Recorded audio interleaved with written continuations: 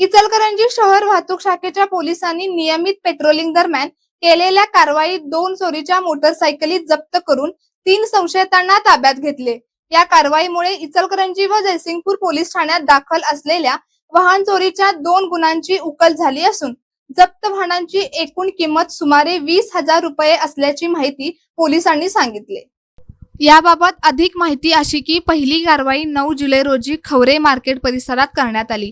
Patrolling करत असताना क्रमांक फलक नसलेली संशयास्पद मोटारसायकल आढळून आली।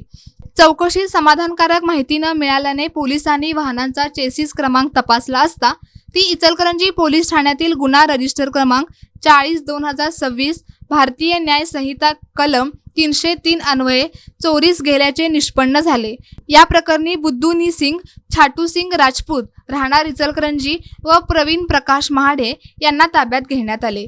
दुसरी कारवाई शुक्रवार दिनांक 10 जुलै एड्रा फाटा येथे वाहन तपासणी दरम्यान करण्यात आली। MH09BN 5479 क्रमांकाची मोटारसायकल संशयांवरून थांबवून तपासणी केली असता ती जयसिंगपूर पोलीस ठाण्यात गुन्हा रजिस्टर क्रमांक 352/2025 मधील चोरीची असल्याचे उघड झाले।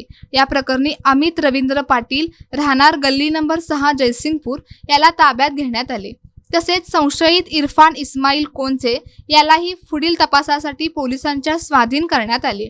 ही कारवाई पोलीस अधीक्षक महेंद्र पंडित, अपर पोलीस अधीक्षक अण्णासाहेब जाधव व उपविभागीय पोलीस अधिकारी विक्रांत गायकवाड यांच्या मार्गदर्शनाखाली शहर वाहतूक शाखेचे सहाय्यक पोलीस निरीक्षक विकास शिंगटे यांच्या नेतृत्वाखाली पोलीस हवालदार आंबा बंडगर, विनायक ओताडे, प्रशांत ओतारी, विशाल बाटुंगे, प्रकाश हाके, वैभव सूर्यवंशी व संग्राम माटुंगे यांनी केली।